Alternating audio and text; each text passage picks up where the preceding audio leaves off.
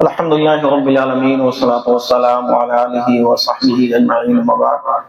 أعوذ بالله من الشيطان الرجيم بسم الله الرحمن الرحيم كل بدعة ضلالة وكل ضلالة في النار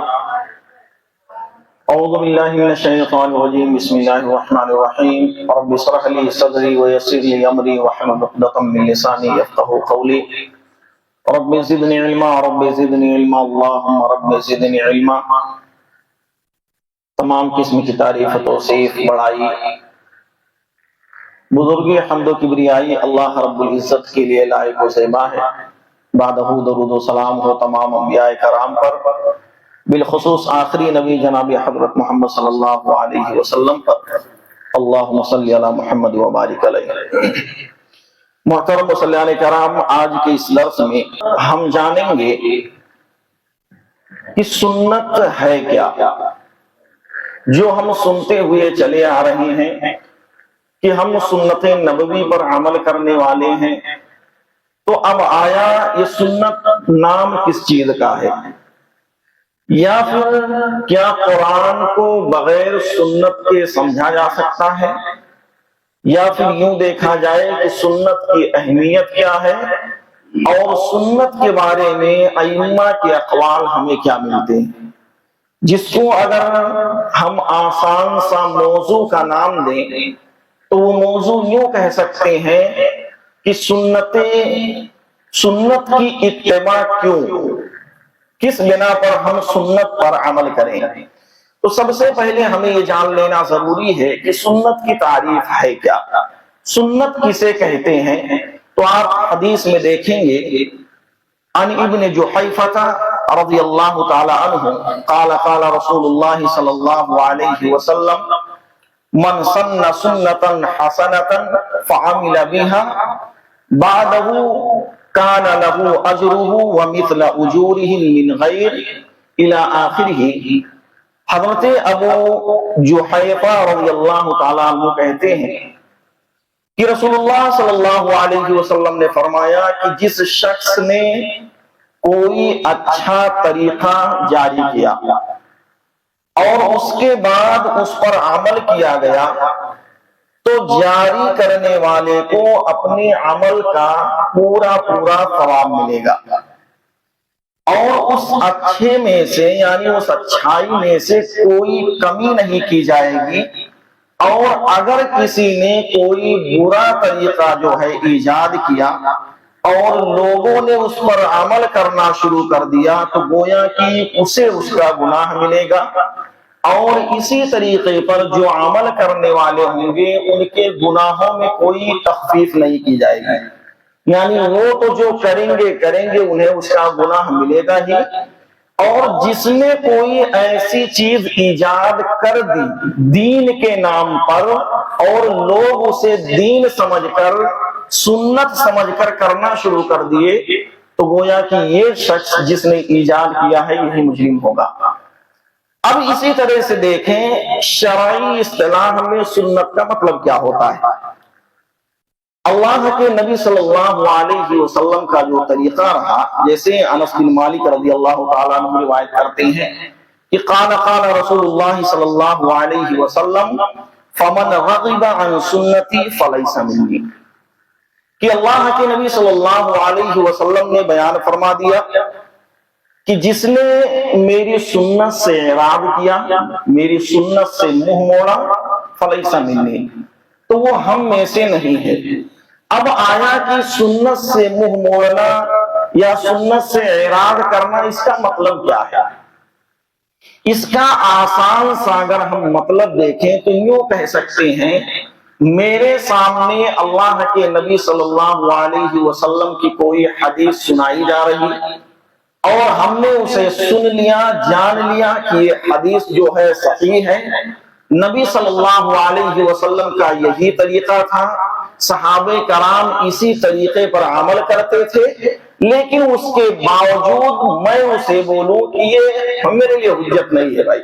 میں اس کو نہیں مانتا، یا اس چیز کو چھوڑ کر ایک انسان کسی کی تقلید کرنے لگ جائے، کسی کے پیچھے لگ جائے کہ فلاں نے یہ کہا ہے جس بنا پر ہم جو ہیں ان کی باتوں کو زیادہ اہمیت دیتے ہیں اور حدیث کو ہم چھوڑتے ہیں یا حدیث کا انکار کرتے ہیں۔ اسی طریقے سے حضرت طلحہ بن عبداللہ بن عوف رضی اللہ تعالیٰ عنہما کہتے ہیں کہ میں نے حضرت عبداللہ بن عباس رضی اللہ تعالیٰ عنہما کے پیچھے نماز جنازہ پڑھی تو انہوں نے اس میں سورہ فاتحہ پڑھی اور فرمایا کہ میں نے یہ اس لیے پڑھی ہے تاکہ لوگوں کو علم ہو جائے کہ یہ نبی صلی اللہ علیہ وسلم کا طریقہ تھا۔ یہ بخاری شریف کی حدیث ہے، اور جیسا کہ جنازے کے بعد میں ہم نے یہ بات سنی ہے کہ سورہ فاتحہ جو ہے اگر کبھی امام زور سے بھی پڑھ دیتا ہے لوگوں کو بتلانے کے لیے کہ لوگوں کو معلوم ہو جائے کہ امام سورہ فاتحہ پڑھ رہا ہے، ہم بھی سورہ فاتحہ پڑھیں، تو گویا کہ یہ صحیح اور درست ہے۔ جیسا کہ یہ صحابی رسول ہیں، ان کا اپنا عمل موجود ہے کہ اللہ کے نبی صلی اللہ علیہ وسلم نے ایسا ہی پڑھا ہے، ہم نے گویا کہ نبی صلی اللہ علیہ وسلم کو ایسا پڑھتے ہوئے دیکھا ہے۔ اب یہاں سے ہمیں یہ دیکھنا ہے کہ جو ہم سنت سمجھتے رہتے ہیں، سنتے رہتے ہیں، اس کی قسمیں کتنی ہیں، سنت کی کتنی قسمیں ہیں؟ تو آپ جان لیجئے کہ سنت جو ہے اس کی 3 قسمیں ہیں۔ پہلی جو قسم ہے سنت قولی، یعنی رسول اکرم صلی اللہ علیہ وسلم کی زبانی ارشاد مبارک سے، یعنی نبی صلی اللہ علیہ وسلم نے کوئی بات اپنے زبان کے ذریعے سے بیان فرمایا جس کو ہم کہتے ہیں سنت قولی۔ جیسے کہ ان حذیفہ قال قال رسول اللہ صلی اللہ علیہ وسلم ان الشیطان یستحل الطعام اللہ یذکر اسم اللہ علیہ، یعنی نبی صلی اللہ علیہ وسلم نے فرمایا کہ اگر کھانا کھاتے وقت اس پر بسم اللہ نہ پڑھا جائے تو گویا کہ اس شیطان کے لیے وہ کھانا جو ہے حلال ہو جاتا ہے، شیطان اس میں شامل ہو جاتا ہے۔ یہ پہلی مثال ہوئی سنت قولی کی۔ دوسری جو مثال ہے رسول اکرم صلی اللہ علیہ وسلم کے عمل مبارک کو سنت فعلی کہتے ہیں۔ ایک تو یہ کہ نبی صلی اللہ علیہ وسلم نے اپنے زبان سے جن چیزوں کو کہا، دوسرا یہ کہ نبی صلی اللہ علیہ وسلم نے خود وہ عمل کیا۔ جیسے کہ مثال کے طور پر حضرت نعمان بن بشیر رضی اللہ تعالیٰ عنہ کہتے ہیں کہ جب ہم سیدھے کھڑے ہوتے تو کان رسول اللہ صلی اللہ علیہ وسلم یسوی صفوفنا اذا قمنا للصلاة فاذا استوینا کبرا، یعنی جب ہم سیدھے نماز کے لیے کھڑے ہو جاتے تھے تو اللہ کے نبی صلی اللہ علیہ وسلم اللہ اکبر بول کر نماز کو شروع کرتے تھے۔ تو یہ نبی صلی اللہ علیہ وسلم کا عمل ہوا۔ تیسری جو چیز ہے کہ نبی اکرم صلی اللہ علیہ وسلم کی موجودگی میں جو کام کیا گیا ہو اور آپ صلی اللہ علیہ وسلم نے اس پر خاموشی اختیار کیا ہو، جیسے کہ اس میں ناپسندیدگی کا اظہار نہ ہو، گویا کہ وہ عمل نبی صلی اللہ علیہ وسلم کو پسند تھا، جس پر اللہ کے نبی صلی اللہ علیہ وسلم نے کوئی نکیر نہیں کی، منع نہیں کیا کہ تم نے ایسا کیوں کیا ہے۔ آپ دیکھیے دلیل کے طور پر حضرت قیس بن عمر رضی اللہ تعالیٰ عنہ قال رسول اللہ صلی اللہ علیہ وسلم رجلا يصلي بعد صلاة الصبح ركعتين فقال رسول الله صلى الله عليه وسلم صلاة الصبح ركعتان فقال الرجل إني لم أكن صليت الركعتين، یعنی حضرت قیس بن عمر رضی اللہ تعالیٰ عنہ کہتے ہیں کہ نبی اکرم صلی اللہ علیہ وسلم نے ایک آدمی کو صبح کی نماز میں 2 رکعت پڑھتے ہوئے دیکھا، گویا کہ وہ جو 2 رکعت پڑھ رہے تھے فرض نماز کے بعد پڑھ رہے تھے۔ اللہ کے نبی صلی اللہ علیہ وسلم نے کہا کہ صبح کی نماز جو ہے وہ تو 2 رکعت ہے، گویا کہ یہ فرض کے بعد پڑھ رہے تھے، تو جس پر انہوں نے اپنا عذر بیان کیا۔ صحابی رسول نے کیا کہا؟ اللہ کے نبی صلی اللہ علیہ وسلم میں نے فرض نماز سے پہلے کی 2 رکعتیں نہیں پڑھی تھی جس بنا پر میں یہ 2 رکعت پڑھ رہا ہوں۔ جب نبی صلی اللہ علیہ وسلم نے یہ بات سنی تو آپ خاموش ہو گئے۔ اس چیز میں آپ یاد رکھیے یہ عمل ایسا تھا کہ جس میں نبی صلی اللہ علیہ وسلم صحابہ کرام کو دیکھتے تھے پہلے کرتے ہوئے، جیسے فجر کی جو 2 رکعت سنتیں ہیں نا وہ فرض سے پہلے ہیں کہ بعد میں؟ پہلے ہیں۔ تو صحابہ کرام تمام صحابہ پہلے پڑھا کرتے تھے، اور یہ جو صحابی تھے ان کے پاس عذر تھا۔ عذر کیا تھا کہ یہ پہلے نہیں پڑھے تھے، فرض نماز جب ہو گئی تو اس کے بعد کھڑے ہو کر پڑھنے لگے۔ تو نبی صلی اللہ علیہ وسلم نے یہ بات پوچھی کہ بھائی یہ تم فرض کے بعد کیا پڑھ رہے ہو؟ تو انہوں نے باقاعدہ یہ بات واضح کر دی، اللہ کے نبی 2 رکعت ہماری گویا کہ پہلے والی رہ گئی تھی وہ میں پڑھ رہا ہوں۔ تو اس چیز پر نبی صلی اللہ علیہ وسلم خاموش ہو گئے۔ گویا کہ یہ پڑھنا تو ہمیں پہلے ہے، لیکن اگر کوئی ایسا ہو جائے کہ نہ پڑھ سکا تو بعد میں فرض کے بعد بھی وہ 2 رکعت پڑھے گا۔ اور یہ عمل جو ہے خاص تھا انہی صحابی کے لیے۔ اگر ایسا ہوتا تو سارے نبی یعنی صحابہ جو تھے سارے کھڑے ہو کر پڑھتے، اور اللہ کے نبی صلی اللہ علیہ وسلم سارے لوگوں سے یہ سوال کرتے، لیکن وہ سارے جو صحابہ تھے پہلے پڑھ چکے تھے، یہ نہیں پڑھے تھے اور ان کا عذر تھا، عذر بیان کر دیے تو نبی صلی اللہ علیہ وسلم خاموش ہو گئے۔ اب اس کے بعد ہمیں یہ دیکھنا ہے کہ سنت جو ہے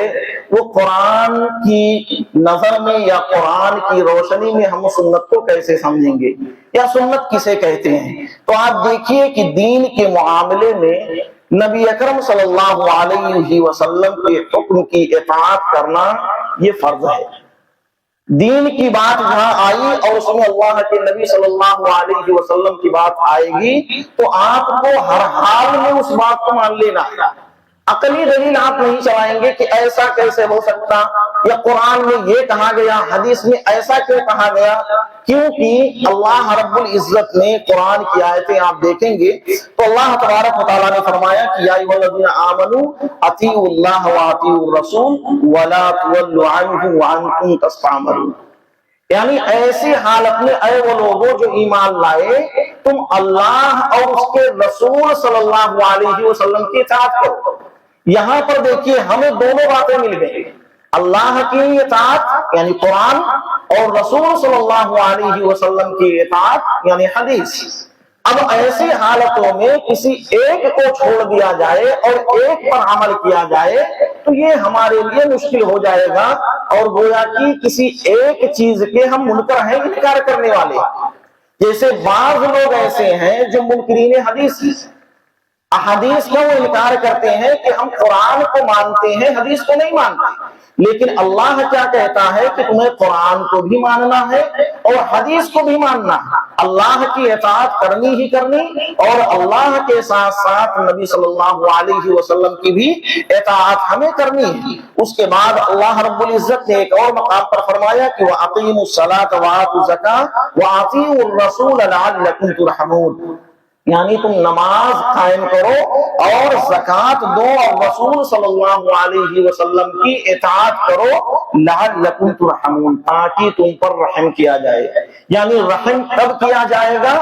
جب تم اللہ کے رسول صلی اللہ علیہ وسلم کی اطاعت کرو گے۔ جہاں پر اگر یہ بات آئی کہ میں رسول کی بات کو نہیں مانتا، یا یہاں پر یہ بات آ جائے کہ رسول تو بھائی الگ ہو گئے، قرآن الگ ہو گیا، ہم قرآن کو پہلے مانتے ہیں رسول کی باتوں کو چھوڑ دیتے ہیں۔ جبکہ اسی طریقے سے دیکھیے اللہ رب العزت نے یہاں پر جتنی دلائل آپ کو دی جائیں گی تقریباً سنت کے بارے میں قرآن سے ہی ہم نے انتخاب کیا ہے کہ انہیں دلائل کو آپ کے سامنے رکھی جائے۔ اس کے بعد اللہ رب العزت نے کہا کہ وَمَا أَرْسَلْنَا مِن رَّسُولٍ إِلَّا لِيُطَاعَ بِإِذْنِ اللَّهِ، یعنی ہم نے جو بھی رسول بھیجے ہیں اس لیے کہ اللہ کے حکم سے ان کی اطاعت کی جائے۔ جتنے بھی نبیوں کو اللہ نے بھیجا ہے اللہ نے یہ حکم دیا کہ میرے فلاں بندے جو ہیں وہ نبی، ہم نے انہیں نبی اور رسول بنایا ہے، اب تمہارے لیے ضروری ہو جاتا کہ تم ان کی اطاعت کرو۔ اور اگر کوئی یہ کہے کہ میں اطاعت نہیں کرتا تو گویا کہ وہ دائرے اسلام سے خارج ہو جائے گا۔ مثال کے طور پر کوئی کہے میں قرآن کو تو مانتا ہوں حدیث کو نہیں مانتا، جیسے بہت سارے لوگ آپ کو ملیں گے جو حدیث کا انکار کرتے ہیں۔ اگر ایسی حالت میں وہ سچے دل کے ساتھ یہ بات کہہ رہا ہے تو ہم یہ کہیں گے کہ وہ دائرے اسلام سے خارج ہو چکا ہے، وہ دائرے اسلام میں موجود نہیں ہے، کیونکہ انہوں نے حدیث کا انکار کر دیا، نبی صلی اللہ علیہ وسلم کا انہوں نے انکار کیا ہے۔ اس کے بعد اللہ رب العزت نے کہا کہ ایھا الذین آمنوا اطیعوا اللہ واطیعوا الرسول واولی الامر منکم فان تنازعتم فی شیء فردوه الی اللہ والرسول ان کنتم تؤمنون باللہ والیوم الآخر ذلک خیر واحسن تأویلا، یعنی اے لوگوں جو ایمان لائے، اللہ اور اس کے رسول صلی اللہ علیہ وسلم کی اطاعت کرو، اور ان لوگوں کی جو تم میں سے صاحب امر ہیں، یعنی جو تمہارے اوپر حاکم اور حکمراں بنائے جا رہے ہیں، تمہارے اوپر نگراں بنائے گئے، تم سے بڑے مان کر انہیں ذمہ داری دی گئی، تو تم ان کی باتوں پر بھی عمل کرو۔ ایسا نہ ہو جائے کہ بھائی میں نہیں مانتا، گرچہ وہ ہوں گے اپنے ہوں گے بڑے ہیں، عہدہ ملا ہے، وہ اپنے عہدے پر ہیں، میں نہیں مانتا، نہیں، بلکہ اللہ نے کہا کہ تمہیں ان کی بھی باتوں کو ماننا ہے، ان کی باتوں کو غور کرنا۔ اچھا، یہ اگر ہم دیکھ لیں کہ اللہ نے یہ بات کیوں کہا، اس میں حکمت کیا ہو سکتی ہے؟ دیکھیے، مثال کے طور پر ایک گھر ہے، گھر کے اندر 10 لوگ رہتے ہیں، 10 کے 10 لوگ ہر کوئی کہیں کہ ہم بھائی اپنی اپنی منمانی کریں گے، ہمیں جس چیز کی ضرورت ہوگی، جو ہمارا دل کہے گا ہم کر لیں گے، جو دل نہیں کرے گا نہیں کریں گے، چھوڑ دیں گے۔ اگر ایسا ہو جائے 10 کے 10 سب اپنی منمانی کرنے لگے، آپ تھوڑی دیر کے لیے سوچئے کیا اس گھر کا نظام جو ہے صحیح طریقے پر چل پائے گا؟ نہیں، کیونکہ ہر کوئی اپنی اپنی کرے گا، میرا دل کہتا ہے یہ کروں گا، نہیں دل کرتا نہیں جاؤں گا، نہیں کروں گا۔ تو جس بنا پر گھر کے اندر بھی ایک شخص ہوتا ہے جو بڑا بنایا جاتا ہے، اور وہ جو کہتا ہے جس اعتبار سے کہتا ہے اس کے اعتبار سے لوگ کام کرتے ہیں، اور وہ اس چیز کو گھر کو سارے لوگوں کو ساتھ لے کر چلتا ہے، آگے بڑھتا ہے۔ اسی طریقے سے حدیث میں ہمیں ملتا ہے کہ اللہ کے نبی صلی اللہ علیہ وسلم نے کہا کہ جب تم میں سے کچھ لوگ سفر کریں تو تمہارے لیے ضروری ہے کہ کوئی کسی ایک کو امیر اپنا بنا لے، یعنی یہ منتخب کر لیں کہ آپ ہمارے بڑے ہیں، ہمیں جیسا فیصلہ کریں گے، جو حکم دیں گے، جس اعتبار سے ہمیں کہیں گے اسی اعتبار سے ہم چلیں گے۔ ورنہ اگر ایسا ہو جائے ہر کوئی اکیلا اکیلا سفر کرنا شروع کر دے، پتہ لگے گا کسی کو لوٹ لیا گیا تو کوئی راستہ بھٹک گیا تو کہیں کچھ ہو گیا۔ تو جس بنا پر ایک امیر ہوتا ہے اور اس کے ہاتھوں کے نیچے سارے لوگ ہوتے ہیں اور وہ سارے لوگوں کو لے کر چلتا ہے، تو اللہ تبارک و تعالیٰ نے کہا کہ جو تمہارے اوپر صاحب امر ہیں، یعنی جو حاکم ہیں، ان کی بھی تم یعنی باتوں کو مانو۔ پھر اس کے بعد اللہ نے کہا کہ فَإِن تَنَازَعْتُمْ فِي شَيْءٍ فَرُدُّوهُ إِلَى اللَّهِ وَالرَّسُولِ، اگر تمہارے درمیان کسی بات پر اختلاف ہو جائے، تم آپس میں کسی بات پر لڑ پڑو، تو کیا کہا؟ اللہ اور اس کے رسول صلی اللہ علیہ وسلم کی طرف باتوں کو لوٹا دو، یعنی ناپنے کا پیمانہ یہ دیکھا جائے گا صحیح کیا ہے غلط کیا ہے، اللہ اور اس کے رسول صلی اللہ علیہ وسلم کے ذریعے سے فیصلہ کیا جائے گا۔ آپ یہاں دیکھیے کہ اگر نبی صلی اللہ علیہ وسلم کی اہمیت نہ ہوتی تو اللہ اپنے ساتھ یعنی الی اللہ والرسول، رسول کو نہیں جوڑتا،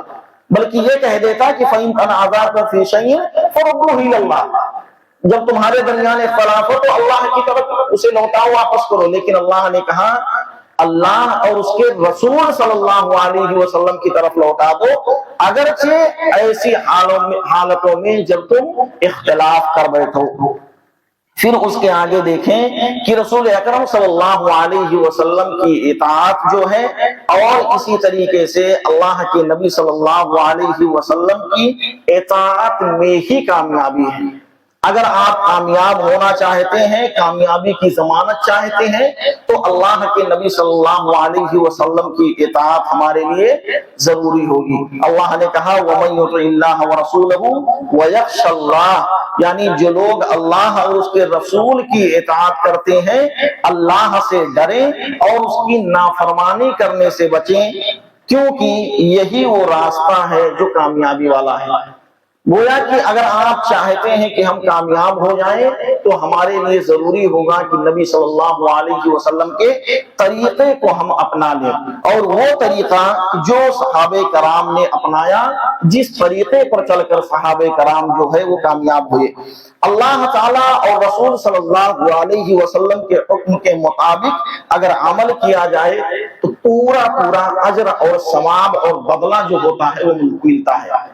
یعنی ایسا نہ ہو کہ ہم نے اس کے اندر کوئی کمی کر دی ہے یا زیادتی کر دی ہے، جتنا اللہ نے ہمیں حکم دیا اتنا بات ہمیں مان لینا، یا جتنی تعلیم اللہ کے نبی صلی اللہ علیہ وسلم کی ہمیں ملتی ہے صرف اسی پر اکتفا کر لینا، یعنی آمنا و صدقنا کہہ دینا کہ بھائی ہم نے سن لیا، ہم اس پر ایمان لائے اور ان کی تصدیق کرتے ہیں، بات ختم، اس میں اپنی طرف سے کوئی چیز ہم نہیں ملاتے ہیں۔ اللہ نے کہا کہ وَإِن تُطِيعُوا اللَّهَ وَرَسُولَهُ، یعنی اگر تم اللہ اور اس کے رسول صلی اللہ علیہ وسلم کی اطاعت کرو گے تو تمہارے اعمال کے اجر و ثواب میں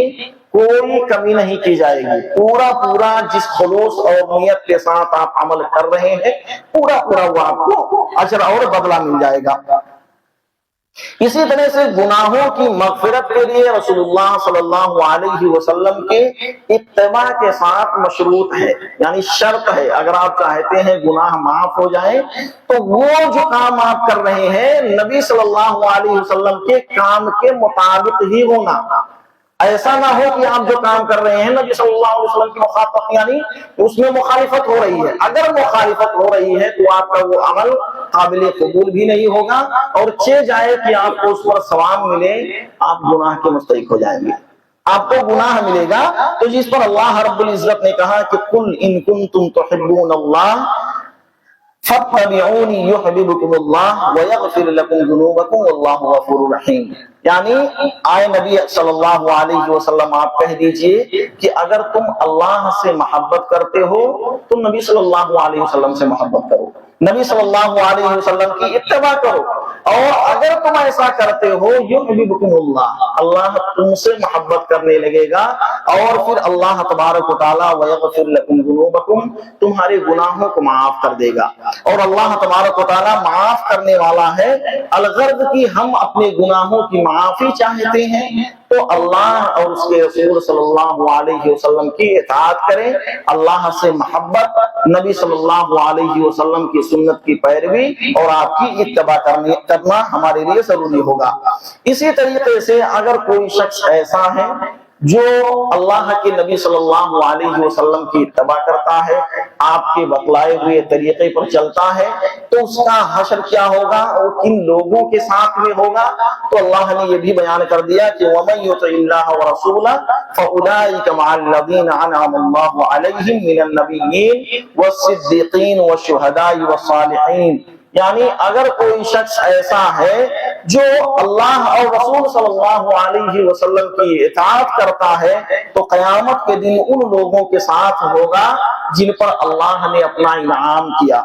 اور انعام میں اللہ رب العزت نے کہا کہ وہ لوگ ہیں جو انبیاء ہیں، جو صدیقین ہیں، جو شہداء ہیں، جو صالحین ہیں، ان لوگوں کے ساتھ وہ شخص جو ہے اللہ رب العزت ان کے ساتھ اسے کر دے گا۔ پھر اسی طریقے سے اللہ تعالیٰ اور رسول اکرم صلی اللہ علیہ وسلم پر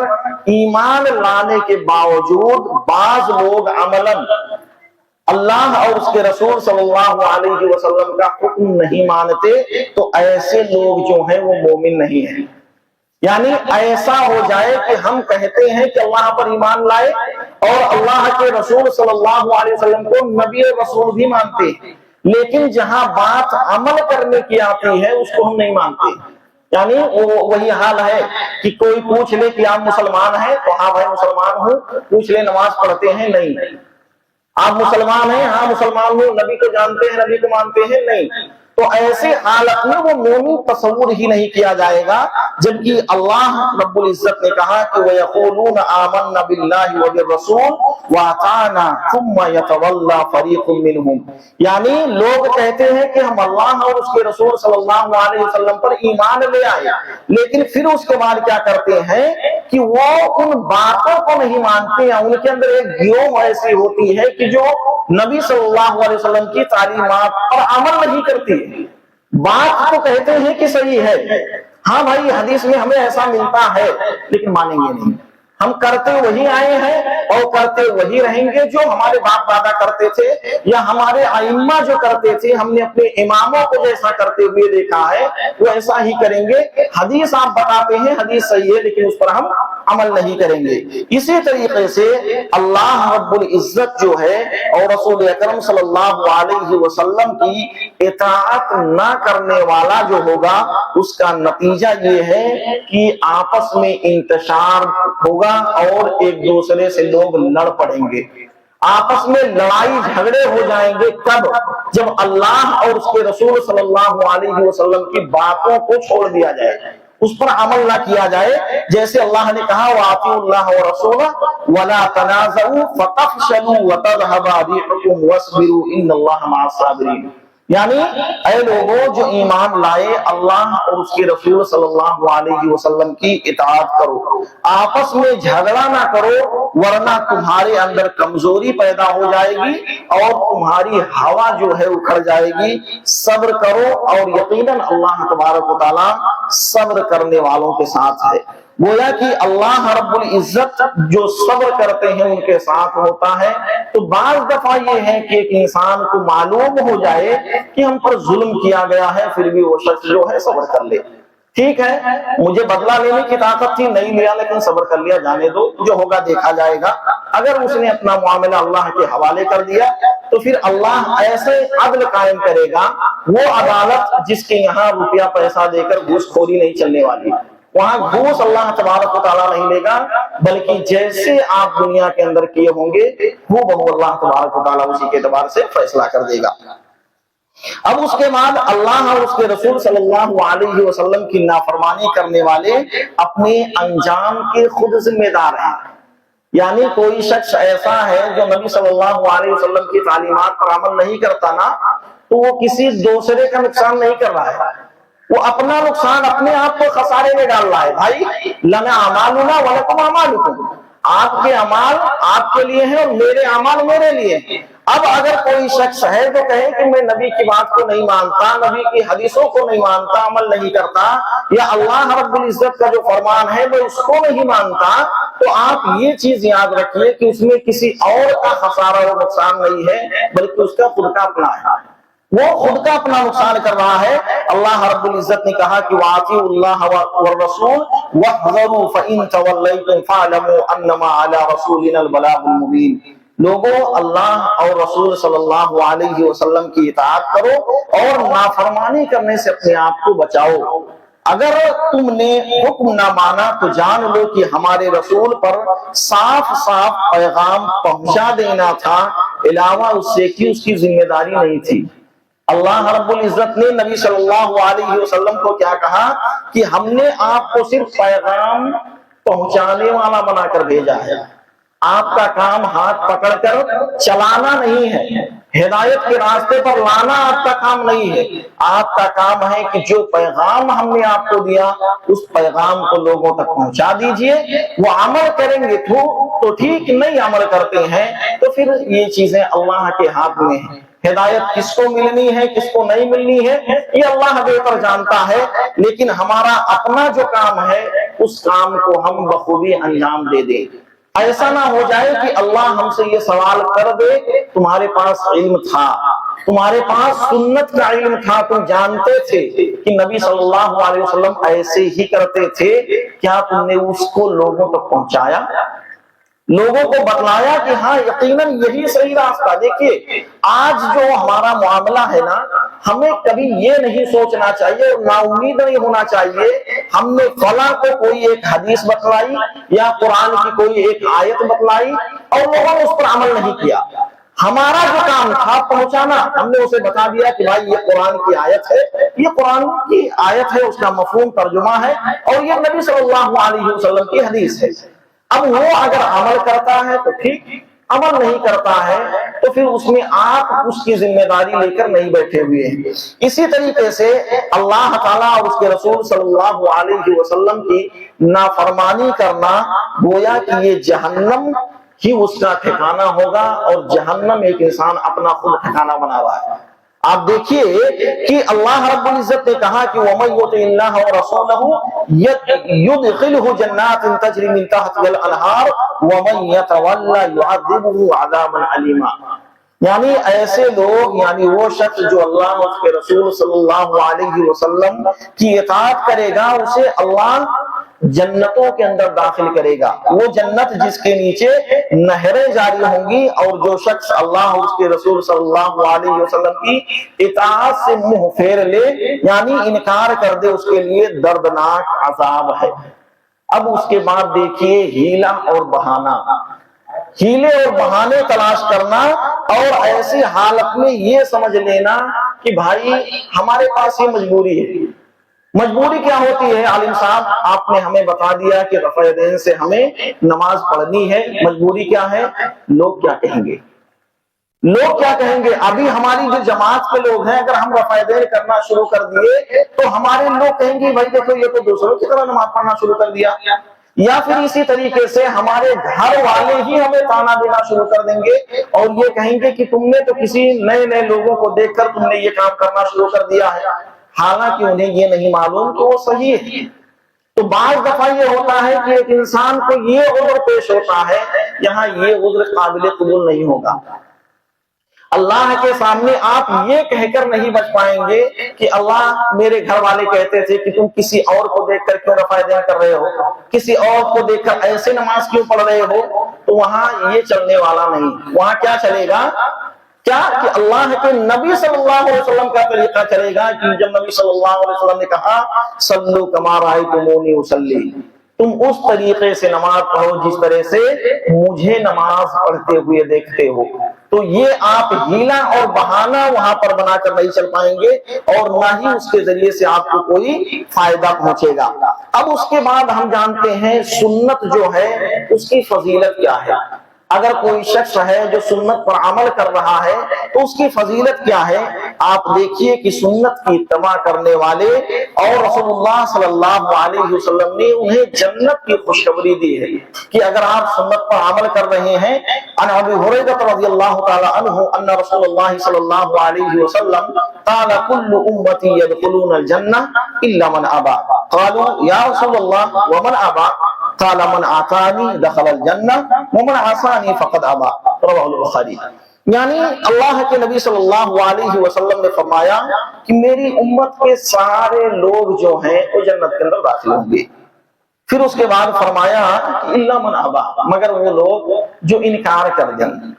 صحابہ کرام کی وہ طلب تھی، اللہ کے نبی جنت میں جانے سے کون انکار کر سکتا ہے؟ کون وہ بدنصیب شخص ہے جو اپنے آپ کو جنت میں جانے سے انکار کر دے؟ تو اللہ کے نبی صلی اللہ علیہ وسلم نے کہا جس نے میری اطاعت کی گویا کہ وہ جنت کے اندر داخل ہوگا،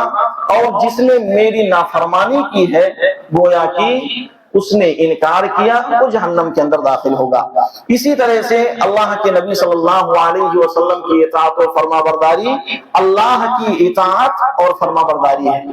نبی صلی اللہ علیہ وسلم نے کہا کہ من اطاعنی فقد اطاع اللہ ومن یعصمنی فقد عصى اللہ ومن یطع الامیر فقد اطاعنی ومن یعص الامیر فقد عصانی۔ یعنی جس نے میری اطاعت کی اس نے اللہ تبارک و تعالیٰ کی اطاعت کی، اور جس نے میری نافرمانی کی اس نے اللہ رب العزت کی نافرمانی کی۔ اور پھر اسی طریقے سے جس نے کسی امیر کی، اپنے امیر کی اطاعت کی گویا کہ اس نے میری اطاعت کی، اور جس نے کسی اپنے امیر کی نافرمانی کی گویا کہ اس نے میری نافرمانی کی۔ تو ایسی حالتوں میں ہمیں یہ معلوم ہوتا ہے کہ ہمیں ہر حال میں اطاعت کو لازم پکڑنا، چاہے وہ اللہ رب العزت کی اطاعت ہو، چاہے وہ اللہ کے نبی صلی اللہ علیہ وسلم کی اطاعت ہو جائے، چاہے وہ لوگ جو ہمارے اوپر حاکم یعنی حکمراں بنائے جاتے ہیں جن کے ذریعے سے ہماری زندگی میں آسانیاں ہوتی ہیں، چاہے وہ کسی کاروبار کے طور پر امیر اور بڑے بنائے جائیں یا پھر وہ حکومتی سطح پر بنائے جائیں، ہمیں ان کی باتوں کو ماننا ہوگا۔ اسی طریقے سے قرآن اور سنت پر سختی کرنے سے عمل میں ایسے لوگ جو کہ گمراہیوں میں پڑ جاتے ہیں. دیکھیے دین جو ہے نا یہ بہت آسان ہے. اگر آپ دین کو سمجھیں گے تو بہت ہی آسان ہے، اور اگر آپ مشکل سمجھیں گے تو آپ کو مشکل ہی معلوم ہوگا. آپ ایسی حالتوں میں یہ دیکھیے کہ اللہ رب العزت نے کیا کہا کہ لا اکراہ فی الدین، دین کے اندر کوئی زور زبردستی نہیں ہے. جس کا دل چاہے وہ اسلام قبول کر لے، جس کا دل نہ چاہے وہ اسلام قبول نہ کرے. کسی کو زبردستی یعنی گن پوائنٹ پر لا کر اسے اسلام قبول نہیں کروایا جا سکتا. تو ایسی حالتوں میں جتنے لوگوں نے اسلام قبول کیا ہے نا، آج بھی دیکھیے ان کی اپنی تحقیق ہے. انہوں نے پہلے پڑھا ہے، قرآن کو پڑھا ہے، سمجھا ہے، اور وہ اس بات پر مجبور ہو گئے کہ یقیناً یہ جو چیز ہے یہ حق ہے، صحیح چیز یہی ہے، اور انہوں نے کوئی ان پر زور زبردستی نہیں کی گئی، ان لوگوں نے اسلام قبول کر لیا ہے. تو ایسی حالت میں دین کے اندر کوئی زبردستی نہیں کی جاتی. اور آپ دیکھیے کہ امت میں اختلاف کے وقت نبی صلی اللہ علیہ وسلم کی سنت کو مضبوطی سے جمے رہنا یہ نجات کا باعث ہوگا. حضرت ارباب بن ساریہ رضی اللہ تعالیٰ عنہ کہتے ہیں کہ ایک روز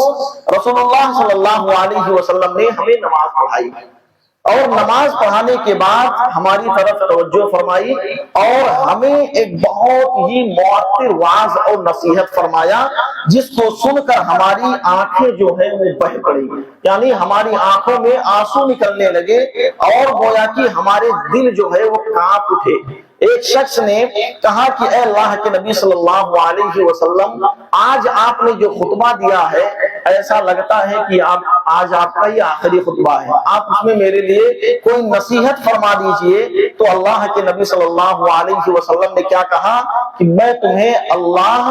سے ڈرنے، اپنے امیر کی بات سننے اور اس کی اطاعت کرنے کی وصیت کرتا ہوں، خواہ تمہارا امیر جو ہے وہ ایک حبشی غلام ہی کیوں نہ ہو. پھر اس کے بعد اللہ کے نبی صلی اللہ علیہ وسلم نے کہا کہ یاد رکھو جو لوگ میرے بعد زندہ رہیں گے وہ امت میں بہت زیادہ اختلاف دیکھیں گے، لوگ بکھرے ہوئے ہوں گے، منتشر ہوں گے. ایسی حالت میں میری سنت پر عمل کرنے والے ایسے ہیں کہ اگر اسے لازم پکڑ لیتے ہیں تو یہ ہدایت یافتہ ہوں گے، اور اس کے بعد خلفائے راشدین کی سنت کو بھی پکڑنا ان کے لیے لازم ہوگا، اور جس کے ذریعے سے وہ کامیاب ہوں گے. پھر آخر میں اللہ کے نبی صلی اللہ علیہ وسلم نے کہا کل بدعۃ ضلالہ وکل ضلالۃ فی النار، ہر بدعت جو ہے وہ گمراہی ہے، اور ہر گمراہی کا ٹھکانہ جو ہے وہ جہنم ہے. تو اس حدیث سے ہمیں تو پہلی چیز یہ معلوم ہوا کہ غلام اگر ہمارے اوپر حاکم بنا دیا جائے، حبشی غلام، حبش کے لوگ کالے کلوٹے ہوتے ہیں شکل کے اعتبار سے، تو نبی صلی اللہ علیہ وسلم نے وہ بھی مثال پیش کر دی کہ اگر ایسا آدمی بھی تمہارے اوپر حاکم بن گیا، تمہارا امیر بن گیا، تو تمہارے لیے ضروری ہوگی اس کی باتوں کو ماننا. یہ نہیں کہہ سکتے کہ تم تو کالے کلوٹے، ہم تو اتنے گورے ہیں، تمہاری بات کو کیوں مانے، نہیں، بلکہ آپ کو اس کی باتوں کو ماننا ہی ماننا ہوگا. پھر اس کے بعد اللہ کے نبی صلی اللہ علیہ وسلم کی ایک وہ حدیث جو ہمارے سامنے آتی ہے کہ سنت رسول صلی اللہ علیہ وسلم زندہ کرنے والے کو اپنے ثواب کے علاوہ ان تمام لوگوں کا بھی ثواب ملے گا جو اس پر عمل کرتے ہیں. جیسے مثال کے طور پر کوئی سنت ایسی تھی جو کہ دھیرے دھیرے لوگ اس کو بھلا دیے تھے، لوگوں کو معلوم ہی نہیں تھا کہ ہاں یہ بھی کوئی سنت ہے، اور کسی کو اللہ نے وہ علم دیا تھا، اسے معلوم تھا کہ ایسا کرنا سنت ہے، اور وہ لوگوں کے پاس آیا اور بتلانے لگا کہ بھائی دیکھو حدیث میں تو یہ ہمیں ملتا ہے کہ ایسا کرنا سنت ہے، اللہ کے نبی صلی اللہ علیہ وسلم ایسا کرتے تھے. اب لوگ اس کی بات کو سن کر سارے لوگ اس پر عمل کرنے لگے کہ ہاں یہ حدیث ہے اور اس پر عمل کرنا ہمارے لیے ضروری ہے. اب جب اس نے یہ بات بتلا دی نا تو اسے اس کا اپنا جو عمل کرے گا اس کو ثواب ملے گا ہی ملے گا. اس کے بتلانے کے ذریعے سے جتنے لوگ عمل کریں گے ان کا بھی اجر اور ثواب جو ہے اس کو ملے گا، حالانکہ یہ جو عمل کریں گے ان کے اجر میں کوئی کمی نہیں ہوگی. تو اس سے معلوم یہ ہوا کہ اگر کوئی سنت ایسی ہے جو مردہ ہو چکی ہے، مثال کے طور پر جسے لوگوں نے بھلا دیا ہے اور آپ کو معلوم ہے تو اس سنت کو زندہ کریے. اس کی ایک مثال ہم ایسے لے لیتے ہیں کہ ہم سنت کو اہمیت نہیں دیتے، मैं बारहा बोलता हूँ, 20 बार फिर बोलता हूँ कि सुन्नत को हम अहमियत नहीं देते। हम ये समझ लेते हैं कि हमने फर्ज नमाज 4 रकात पढ़ ली, ये हमारे लिए काफी हो गया, अब उससे आगे पीछे की जो सुन्नतें हैं उसे पढ़ने की जरूरत नहीं है। यानी हम इतने मशगूल हैं, हमारे पास इतना काम है, इतना कारोबार है कि हम अब 4 रकात या 2 रकात सुन्नत जो है उसको नहीं पढ़ सकते। तो अगर ऐसी हालत में कोई है जो बार बार बोलता रहता है, वो सुन्नत जिंदा होती, लोग उस पर अमल करते रहते हैं, तो इंशाअल्लाह अल्लाह रब्बुल इज्जत उन्हें अजर और बदला देगा ही। जो सुन्नत को जिंदा करवा रहा है उसको भी अजर और बदला मिलेगा। तो ये चीजें भी अपने ज़हन में रखते हुए कि हमारे सामने ऐसी कोई सुन्नत जो छूट रही हो, लोगों ने भुला दिया हो, तो उसको जिंदा किया जाए और उस पर आप अजर और सवाब के जो है वो मुस्तहिक होंगे। इसी तरीके से रसूल अकरम सल्लल्लाहु अलैहि वसल्लम दूसरे तक पहुंचाने वालों के लिए रसूल की दुआएं क्या हैं। आपने कोई एक हदीस सुन ली और उस हदीस को, अल्लाह के नबी सल्लल्लाहु अलैहि वसल्लम की उस बात को किसी और तक पहुंचा दिया, उन्होंने सुन लिया, उस पर अमल करना शुरू कर दिया, तो उस पर अज्र आपको क्या मिलेगा। अल्लाह के नबी सल्लल्लाहु अलैहि वसल्लम ने ऐसे शख्स के लिए खास दुआ फरमाई। दुआ क्या फरमाई? अल्लाह के नबी सल्लल्लाहु अलैहि वसल्लम ने कहा कि नज़्ज़रल्लाहु इम्रान समिअ मिन्ना हदीसन, यानी अल्लाह रब्बुल इज्जत उस आदमी को ज्यादा से ज्यादा तरोताजा रखे, खुशहाल रखे, जिसने मुझसे कोई एक हदीस सुनी और उस हदीस को दूसरे लोगों तक पहुंचा दिया, यहाँ तक दूसरे लोग भी उस पर अमल करने लगे। लेकिन एक चीज मैं यहाँ कहूंगा कि आप जो सुने या जो पढ़ें, सेम वही चीज दूसरे लोगों के सामने नकल कर दें, उसमें अपने तरफ से नमक मिर्च ना लगाएं। हाँ, ऐसा कर लिए तो ये सवाब हो जाएगा, ऐसा कर लिए तो 10 दिन का सवाब हो जाएगा, हज करने का सवाब, उम्रा करने, यानी लोगों को मुतासिर करने के लिए अपनी तरफ से बहुत सारी बातें मिलाकर उसमें पेश कर देते।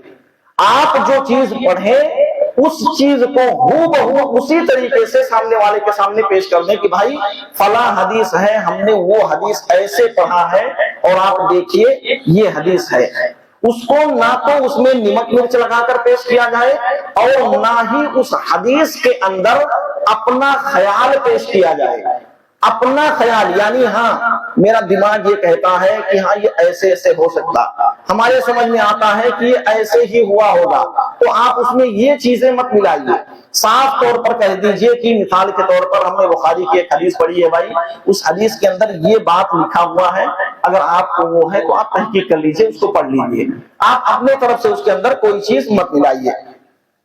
अब उसके बाद आती है बात कि सुन्नत की अहमियत क्या है। सुन्नत की कुछ अहमियत भी होती है, तो आप जानिए कि ज्यादा सवाब हासिल करने के इरादे से सुन्नत रसूल सल्लल्लाहु अलैहि वसल्लम को नाकाफी समझकर गैर मसनून तरीकों पर मेहनत और मशक्कत करना आप सल्लल्लाहु अलैहि वसल्लम की नाराजगी का बाइस है। यानी कोई आप अमल ऐसा करने लगे जो नबी सल्लल्लाहु अलैहि वसल्लम से वो चीज साबित नहीं है, वो चीज हमें नहीं मिलती, लेकिन हमने उस पर अमल करना शुरू कर दिया, ये वही अमल काबिल कबूल यानी अमल काबिल कबूल होगा जिस पर नबी सल्लल्लाहु अलैहि वसल्लम ने मोहर लगा दी, जिस पर ठप्पा लगा है कि हाँ ये चीज सही है तो सही है। आप किसी चीज को, मनगढ़ंत चीज को ऐसे समझकर कितनी भी इबादतें करनी शुरू कर दीजिए, उस पर अमल करना शुरू कर दीजिए, वो काबिल कबूल नहीं होगी जब तक कि अल्लाह के नबी सल्लल्लाहु अलैहि वसल्लम की बातों से तस्दीक ना हो जाए, सहाबे कराम का उस पर हमें अमल ना मिल जाए। आप देखिए कि हजरत अनस रज़ियल्लाहु ताला अन्हु फरमाते हैं, वो 3 सहाबी जिसको एक बार हमने वाकया जिक्र किया है कि 3 लोग नबी सल्लल्लाहु अलैहि वसल्लम के हालात के बारे में जानना चाहा कि अल्लाह के नबी सल्लल्लाहु अलैहि वसल्लम की इबादतें कैसी होती थी, तो अल्लाह के नबी सल्लल्लाहु अलैहि वसल्लम के बारे में बताया गया कि आप इतनी इबादतें करते थे, ये नफिल पढ़ते थे। तीनों ने कहना शुरू किया, एक ने कहा कि मैं शादी अब नहीं करूंगा, दूसरे ने कहा कि मैं अब सोता ही नहीं, रात रात भर इबादत करूंगा, और तीसरे ने क्या कहा, मैं एक दिन बताया था, तीसरे ने क्या कहा, हाँ तीसरे ने कहा कि अब मैं रोजा ही रोजा रखूंगा, इफ्तारी नहीं करूंगा। तो अल्लाह के नबी सल्लल्लाहु अलैहि वसल्लम ने जब ये बात सुनी ना, तो कहा कि देखो ऐसा नहीं है, ایسا نہیں ہو سکتا کہ تم اپنے آپ پر کسی چیز کو مشکلات میں ڈالنا شروع کر دو. ہاں میں بھی انسان ہوں, میں روزے رکھتا ہوں, چھوڑتا بھی ہوں, میں عبادتیں کرتا ہوں, نفل پڑھتا ہوں, سوتا بھی ہوں, اور میرے پاس بیویاں بھی ہیں. آپ دیکھیے کیا نماز پڑھنا یہ غلط ہے؟ نہیں, لیکن نماز پڑھنا یہ نبی صلی اللہ علیہ وسلم کا جو طریقہ ہے اس طریقے کے خلاف ہے. کوئی پورا دن پورا رات کہے میں نماز ہی پڑھوں گا, بیوی کے جو حقوق ہے اس کو چھوڑ دے, اپنی جو ضروریات ہیں ان ساری چیزوں کو نظر انداز کر دے, یا کوئی کہے کہ اب میں افطاری ہی نہیں کروں گا, کانٹینوں میں روزہ ہی روزہ رکھتا رہوں گا, تو اس میں نبی صلی اللہ علیہ وسلم کی مخالفت ہے. جیسے کوئی انسان یہ کہنا شروع کر دے کہ نماز پڑھنا یہ ثواب کا کام ہے. اب اللہ رب العزت نے 5 وقت کی نمازیں جو ہے فرض کی ہیں, ہم 6 وقت کی نماز پڑھنا شروع کر دیں. اللہ نے ہمیں کہا ہے کہ فرض نمازیں جو ہیں وہ 4 رکعتیں ظہر کی ہیں, ہم 4 کی جگہ پر 5 رکعت پڑھنا شروع کر دیں. ہے تو یہ اصل نماز, لیکن اس میں نبی صلی اللہ علیہ وسلم کا طریقہ نہیں ہے. اللہ کے نبی صلی اللہ علیہ وسلم کو اللہ رب العزت نے نہیں کہا کہ تمہیں ایسا پڑھنا, گویا کہ ہم اس کے اندر زیادتی کر رہے ہیں. جب زیادتی کر رہے ہیں تو وہ عمل ہمارے لیے قابل قبول نہیں ہوگا, گرچہ وہ اچھا ہی عمل کیوں نہ ہو. اس کے بعد اگر دیکھیں تو پھر ایسی حالتوں میں یعنی رسول اللہ صلی اللہ علیہ وسلم کا جو ہمیں یہ عمل ملتا کہ ایک انسان ایسا ہے جو اس دنیاوی زندگی میں اپنی زندگی گزار رہا ہے اور اسے سنت کا علم نہیں ہو سکتا یا سنت کے بارے میں وہ معلوم نہیں کر پاتا, تو جس کے پاس علم ہے نا اسے بتلائے بھی.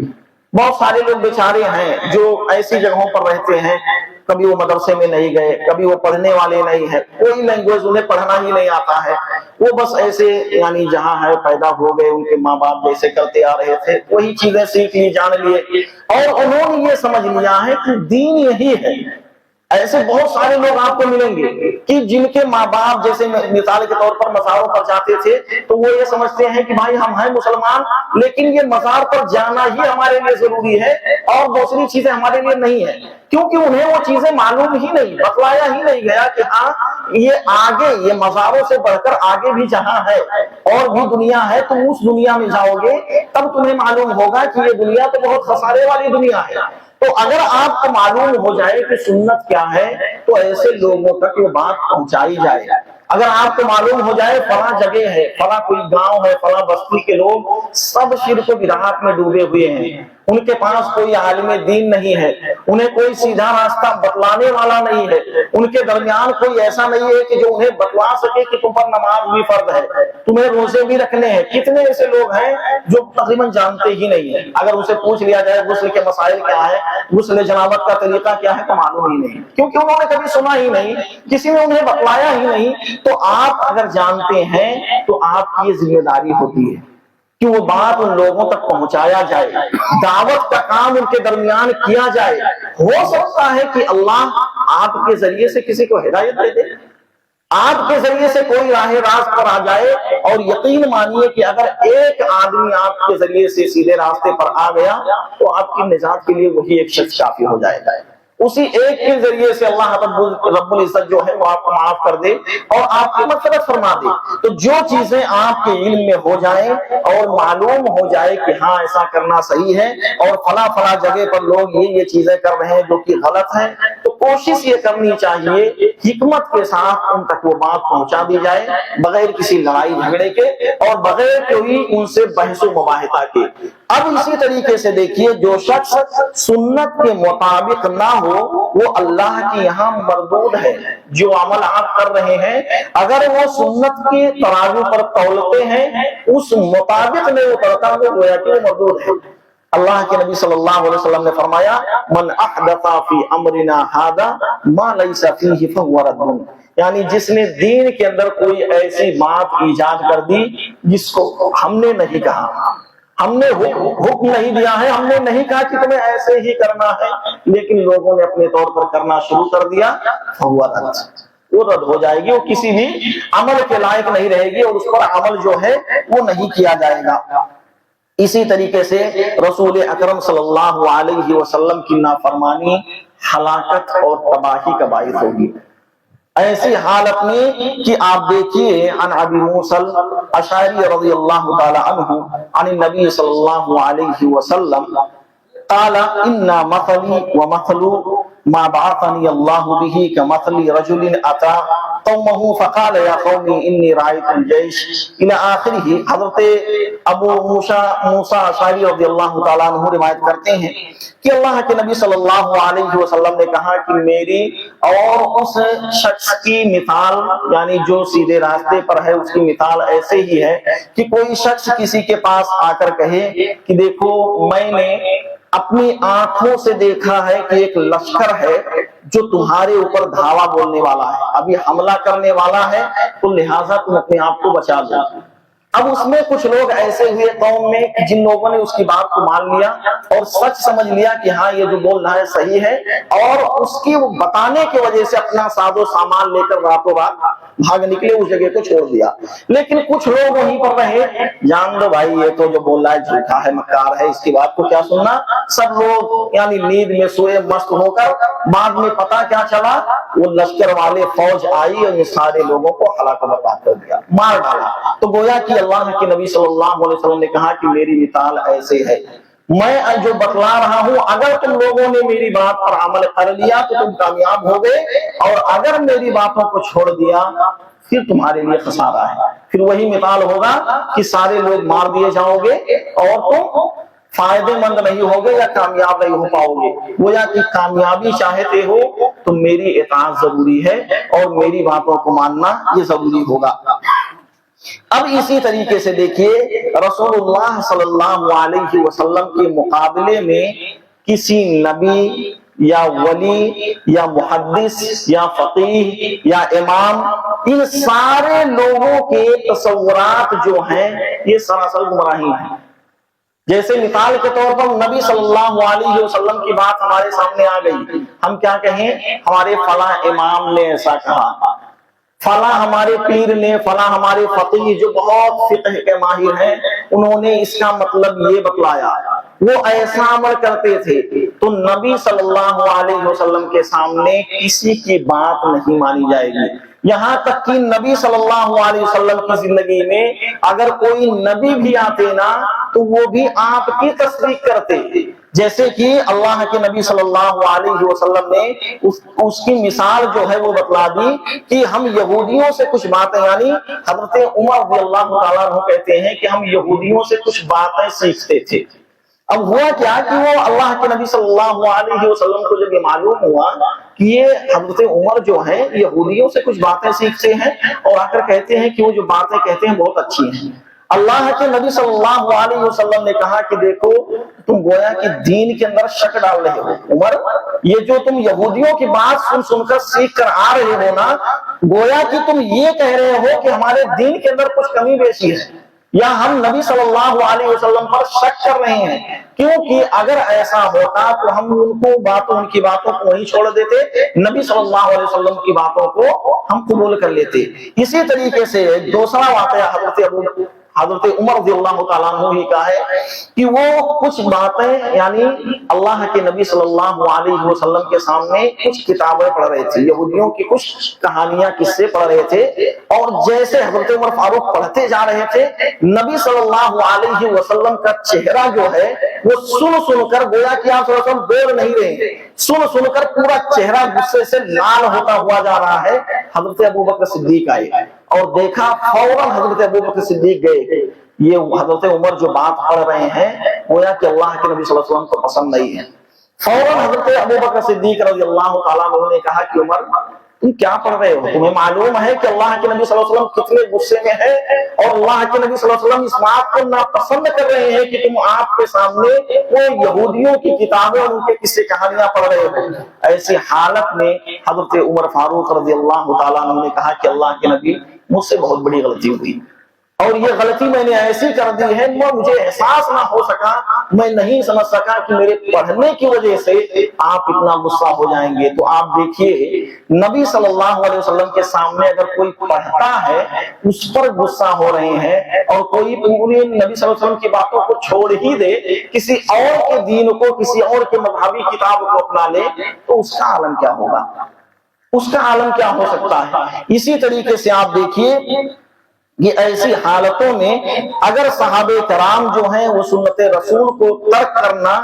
اگر وہ چھوڑ دیتے تو گویا کہ وہ بھی سراسر گمراہی میں ہوتے۔ صحابہ جو نبی صلی اللہ علیہ وسلم کے ساتھ ساتھ رہ کر زندگی گزارے ہیں، اگر ان کے اندر بھی اس طرح کی کوئی کمی ہوتی تو گویا ان کے لیے بھی گمراہی تھی۔ اور آج اگر ہم ایسا کر رہے ہیں تو ہمارے لیے بھی گمراہی، اور یہ سراسر گمراہی کا راستہ ہے۔ حضرت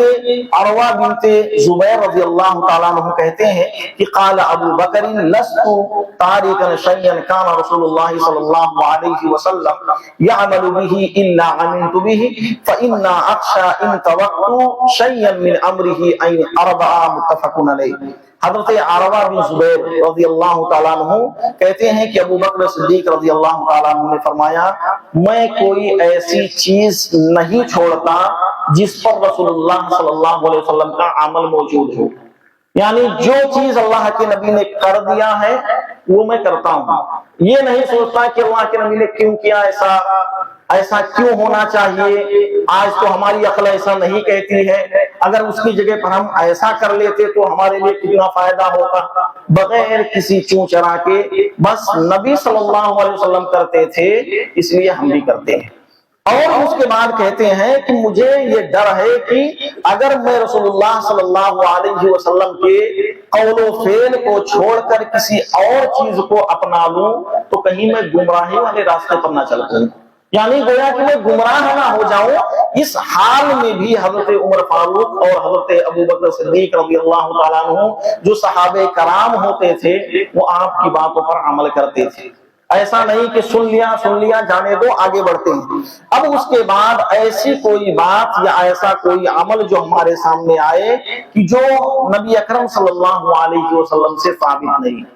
جس کو لوگ سنت سمجھ کر عمل کر رہے ہیں، تو ایسی حالت میں اللہ کے نبی صلی اللہ علیہ وسلم نے کہا من کذب علی متعمدا فلیتبوأ مقعدہ من النار۔ یہ بخاری اور مسلم شریف کی حدیث ہے کہ اگر جس نے جان بوجھ کر کوئی جھوٹی بات جو ہے نبی صلی اللہ علیہ وسلم کی طرف منسوب کر دیا تو گویا کہ وہ اپنا ٹھکانہ جہنم بنا لے۔ یہ جو بات ہے نا آج قابل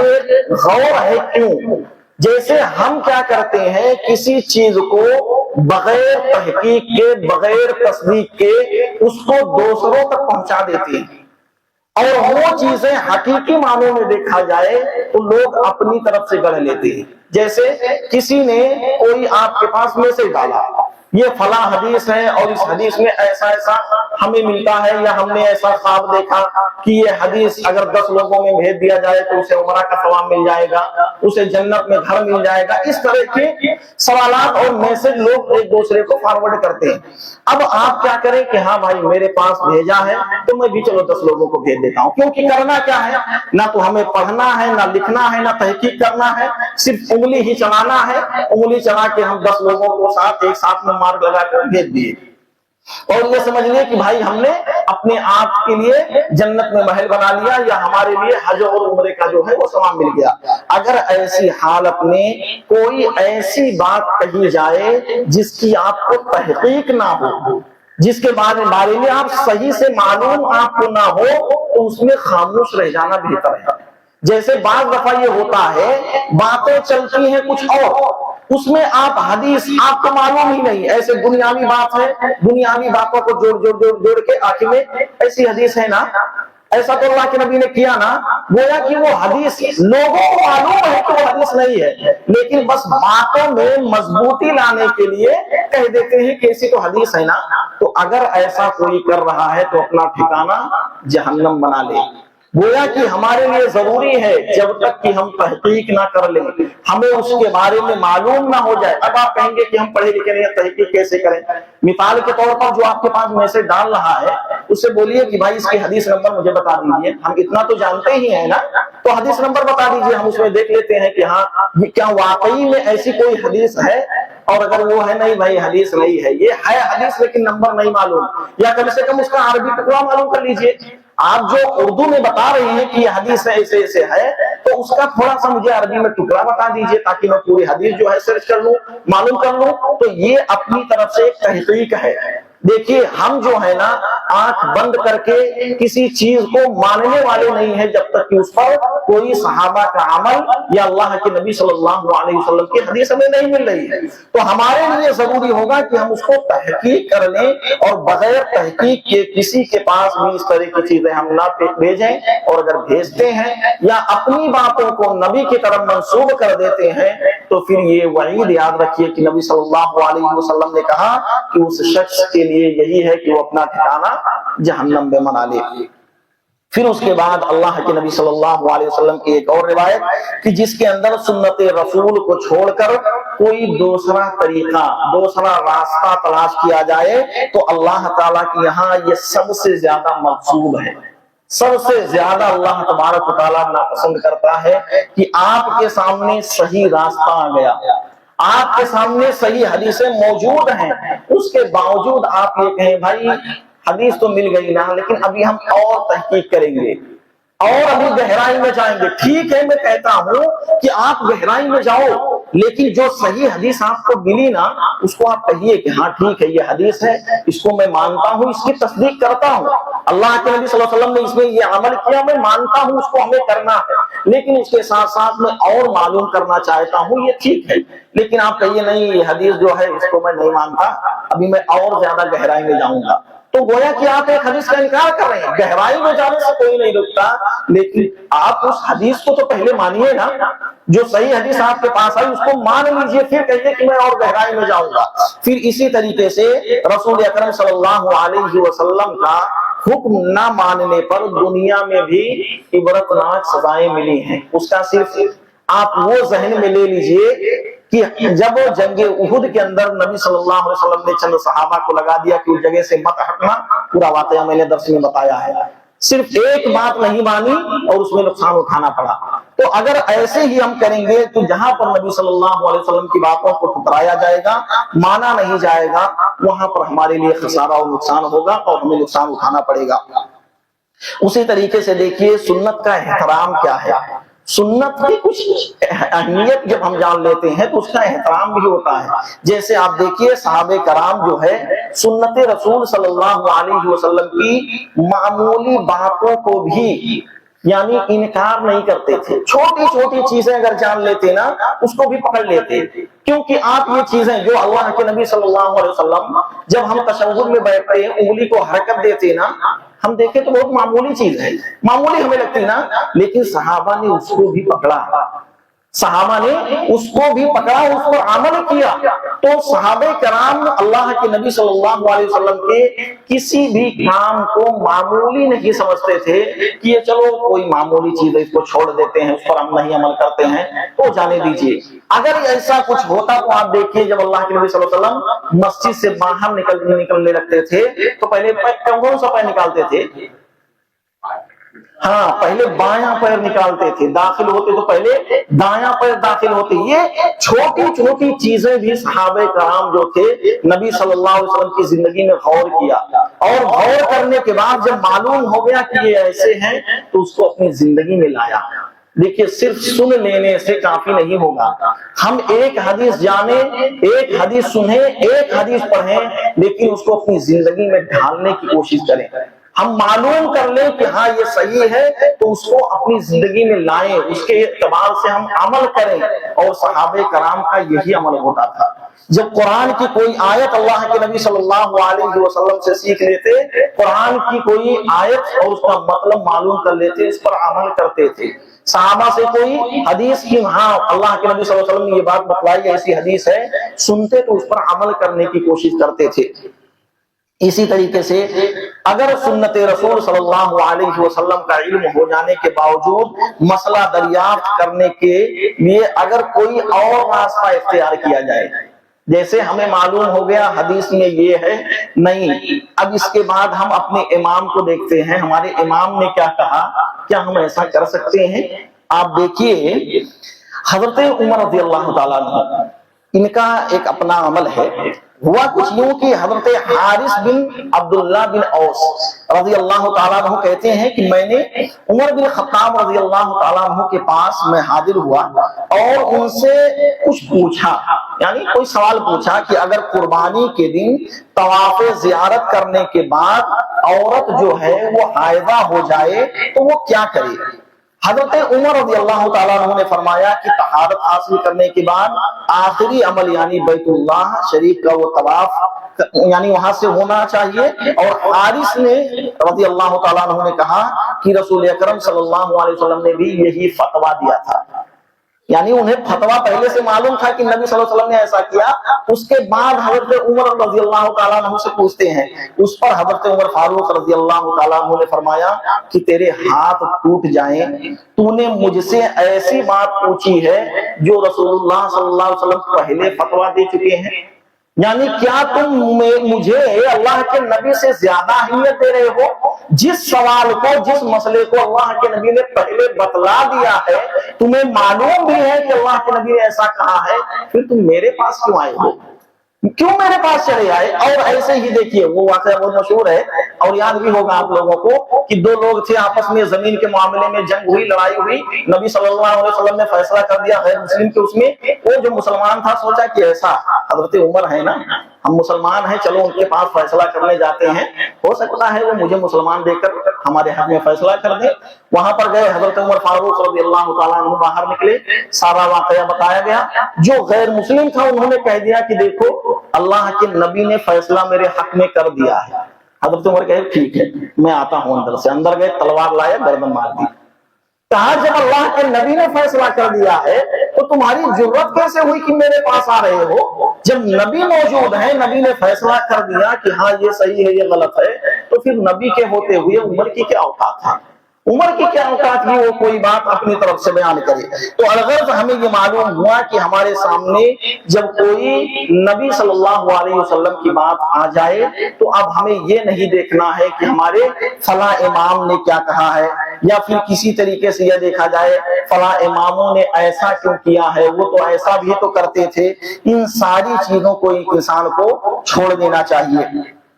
इसी तरीके से सुन्नत की मौजूदगी में अपनी राय की हैसियत क्या है? अपनी राय यानी हदीस भी हमें मिल रही है, कुरान की आयत भी हमें मिल रही है। अब कोई कहे कि हाँ भाई कुरान की आयत और हदीसें हैं लेकिन मेरी राय ये है, तो आप याद रखिए शरीयत के अंदर राय नहीं चलती है। अगर राय चलने लगे तो गोया कि हर किसी की अपनी अपनी एक शरीयत बन जाएगी। हर कोई कहेगा कि इस मसले में मेरी राय है। और आप देखेंगे बड़े बड़े जो उलमा है ना, वो लोग भी अपनी राय पेश नहीं करते हैं किसी भी मसले में। आप देखिए तो वो सिर्फ हदीस के मसाइल जो है वो बयान कर देते हैं, ये नहीं कहते कि उसमें मेरी राय है, क्योंकि जाती राय जो है उसका तसव्वुर नहीं है। और अगर जाती राय देखें तो कई ऐसे मसाइल और कई ऐसे सवालात हैं जिसमें आपको ये लगेगा कि इसमें अपनी राय पेश की जा रही है, और अपनी राय जब पेश करेंगे तो वो कहीं ना कहीं आप गलती कर बैठेंगे। जैसे आप देखिए कि रसूल अकरम सल्लल्लाहु अलैहि वसल्लम ने कोई चीज आपको बतलाई और आपने उस पर अमल करना चाहा। अब अमल करने के बाद वो चीज देखते हैं कि इसमें हमारे लिए थोड़ी परेशानी है, ये हमारे लिए सही नहीं है, तो उसको अपनी राय के तौर पर ऐसा कर लेते हैं।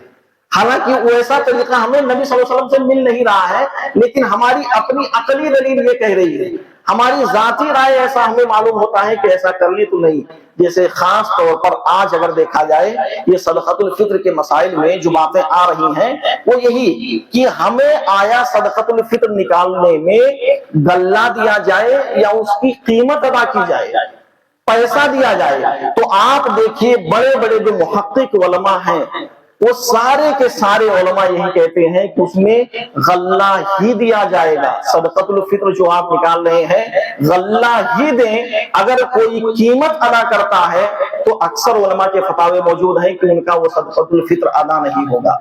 सदक़तुल फित्र जो है वो अदा नहीं होगा। अब लोग ये क्या कहते हैं कि मेरी अपनी राय है कि ना तो बहुत ज्यादा गल्ले के बारे में बात कही जाए, ना तो बहुत ज्यादा पैसे के बारे में बात की जाए। कहते हैं मेरी राय ये है कि दोनों के दरमियान वाला रास्ता इख्तियार किया जाए। दरमियान क्या कि अगर जहां पर जरूरत है गल्ला दे दिया जाए और जहां पर जरूरत है पैसा दिया जाए। भाई आप देखिए, सदक़तुल फित्र के अल्लाह के नबी सल्लल्लाहु अलैहि वसल्लम ने निकाला, उस वक्त करेंसी भी चलती थी, रुपया पैसा भी चलता था। क्या अल्लाह के नबी सल्लल्लाहु अलैहि वसल्लम ने किसी के तरफ से ये हुक्म दिया कि हाँ चलो ठीक है आप पैसा दे दीजिए? उस वक्त भी लोग होते थे। आज हमारे सामने पैसे की बात कब आती है? पैसे की बात आती है, कहते हैं कि उसके पास गल्ला तो है खाने के लिए, लेकिन कपड़े पहनने के लिए या कुछ चीजें खरीदने के लिए नहीं है, तो क्या हम पैसा दे सकते? क्या उस वक्त भी नबी सल्लल्लाहु अलैहि वसल्लम के जमाने में ऐसे लोग नहीं थे? क्या सारे के सारे लोग मालदार थे जिनके पास यानी पैसा था और ये गल्ले ही नहीं थे? तो अल्लाह के नबी ने कहा कि सारे लोगों को गल्ला दे दीजिए। उस वक्त दोनों किस्म के लोग थे, लेकिन अल्लाह के नबी सल्लल्लाहु अलैहि वसल्लम ने कहा कि जो तुम ग़िज़ा के तौर पर खा रहे हो, गल्ले का ही सदक़तुल फित्र निकाला जाए, पैसा ना निकाला जाए। तो आज जो हम पैसा निकालते हैं ये हमारी अपनी राय है, अपनी राय कायम कर रहे हैं। तो अपनी राय नहीं कायम करनी चाहिए, बल्कि जो हमें सही हदीस मिल रही है उस हदीस पर अमल करते हुए जो एक 2.5 किलो जो बनता है, तकरीबन 2.5 किलो से थोड़ा सा ज्यादा यानी 2 किलो 600 ग्राम के करीब तकरीबन बनता है, वो उतना गल्ला जो है वो निकाला जाए। और बाद उलमा ये भी कहते हैं कि ये सदक़तुल फित्र जो है उसमें अगर आप जितना ज्यादा देंगे उतना ही सवाब है। तो 600 की यानी 2.5 किलो जो 3 अगर दे देते हैं तो और बेहतर बात है, लेकिन उस यानी 2.5 किलो से कम ना हो। अब उसके बाद अगर हम देखते हैं, इत्तिबाए सुन्नत ही मुसलमानों के बाहमी इख्तिलाफ खत्म करने का वाहिद रास्ता है। अगर सारे लोग पूरी दुनिया के अंदर जितने मुसलमान हैं, फला कोई अहले हदीस अपने आप को मसलक बता रहा, कोई अपने आप को हनफी बता रहा, कोई बरेलवी बता रहा, तो कोई नक्शबंदी बता रहा, क्या क्या दुनिया भर की चीजें बता रहे हैं। अगर सारे के सारे लोग ये कहने पर आ जाएं कि हम नबी सल्लल्लाहु अलैहि वसल्लम की इत्तिबा करने वाले हैं, हम सिर्फ नबी की बात को मानने वाले हैं, तो वहीं पर बात खत्म हो जाती है। हमारी जो लड़ाई है, झगड़े, जो फितने फसाद हो रहे हैं, वो सारी बातें खत्म हो जाएंगी। जैसे हम ये कह रहे हैं कि भाई हम अल्लाह उसके रसूल सल्लल्लाहु अलैहि वसल्लम की बातों पर अमल करते हैं, दूसरे लोग जो तकलीद करते हैं ना, वो भी आ जाएं कि हाँ ठीक है, हम इमामों की बात को छोड़ते हैं, हम भी सिर्फ नबी सल्लल्लाहु अलैहि वसल्लम और अल्लाह की बातें जो हैं उसी को मानते हैं। सारे लोग सिर्फ अल्लाह और उसके रसूल सल्लल्लाहु अलैहि वसल्लम को दलील बना दें। अब ये जो हमारे दरमियान तरह तरह के मसलक बने हुए हैं ना, फिरके बने हुए हैं, सारी चीजें खत्म हो जाएंगी। लेकिन नहीं, हम आएंगे नहीं, हम बात मानेंगे किनकी? अपने ही इमामों की, और उनकी ही बातों पर हम चलने की कोशिश करेंगे। अब फिर इसी तरीके से एक मिसाल ये देख लीजिए कि कुरान को सुन्नत के बगैर समझना मुश्किल है, बल्कि सुन्नत के बगैर समझा ही नहीं जा सकता। जैसे एक मिसाल आप देखिए, कुरान के अंदर अल्लाह तबारक व तआला ने क्या कहा कि तुम नमाज को कायम करो, नमाज को पढ़ो, तुम्हें नमाज पढ़ना है। लेकिन कुरान के अंदर पूरा कुरान आप पढ़ डालिए, कहीं आपको नहीं मिलेगा कि नमाज कितनी पढ़ो या कैसे पढ़ो या कितने औकात में नमाज पढ़ो। बस अल्लाह ने कहा कि तुम्हें नमाज पढ़ना है। नमाज के औकात, कितनी रकातें, ये सारी चीजें किसने बताई? अल्लाह के नबी सल्लल्लाहु अलैहि वसल्लम ने। और नबी सल्लल्लाहु अलैहि वसल्लम के जरिए से अल्लाह तबारक व तआला ने उन औकात को हमारे सामने बतलाया। अब कोई कहे कि मैं सुन्नत को नहीं मानता, तो वो कुरान की आयत पढ़ेगा कि नमाज पढ़ो, वो कितनी रकात नमाज पढ़ेगा? थोड़ी देर के लिए माने कि हम सुन्नत नहीं मानते, तो कुरान में तो अल्लाह ने कहा कि नमाज पढ़ो, तो हम कितनी रकात पढ़ेंगे? या कुरान में ये भी नहीं बतलाएगा कि कब कब तुम नमाज पढ़ो, ये भी नहीं मालूम है। तो गोया कि सुन्नत को जब तक हम छोड़ेंगे नहीं, या छोड़ दिए तो हम कुरान को छोड़ रहे हैं, कुरान की आयत को समझना हमारे लिए मुश्किल होगा। तो हमें कुरान के साथ साथ सुन्नत पर भी अमल करना होगा। इसी तरीके से हम ये जान लेते हैं, ये जो सुन्नत है ना, उस पर अमल करना ये वाजिब है, वजूब पर दलालत करता है। हर वो काम जो नबी सल्लल्लाहु अलैहि वसल्लम से, हमें बस 10 मिनट में लूंगा इंशाअल्लाह, 10 मिनट में खत्म कर दूंगा। यानी अल्लाह के नबी सल्लल्लाहु अलैहि वसल्लम ने जो अमल किया है ना, وہ عمل ہمارے سامنے ظاہر ہو جانے کے بعد وہ اس پر عمل کرنا ہمارے لیے واجب ہو جاتا ہے۔ ایسا نہیں کہ ہم نے بس سن لیا یا سن کر ایسے نظر انداز کر دیا، یا ہمارے وہ من کی بات ہمارے دل کی بات نہیں ہے، یا ہمیں پسند نہیں آ رہی ہے تو اس کو ہم چھوڑ دیے، ایسا ہم نہیں کر سکتے۔ اور اگر کوئی شخص ایسا کر رہا ہے تو گویا کہ وہ چیز اس کے لیے قابل قبول بھی نہیں ہوگی۔ آپ نبی صلی اللہ علیہ وسلم کی باتوں کو ٹھکرا کر اور چھوڑ کر یہ سمجھ لیں کہ ہم اگر ایسا کرتے ہیں تو اس میں ہمارے لیے فائدہ ہوگا، اور بلکہ ایسا نہ کریں تو ہمارے لیے نقصان ہے، تو وہ چیز ہمارے لیے صحیح نہیں ہوگی۔ اب ہم تھوڑی دیر کے لیے بات کرتے ہیں یعنی سنت ائمہ کرام کی نظر میں۔ بات جب آتی ہے تقلید کی، اس کو تھوڑا غور سے اگر سن لیں،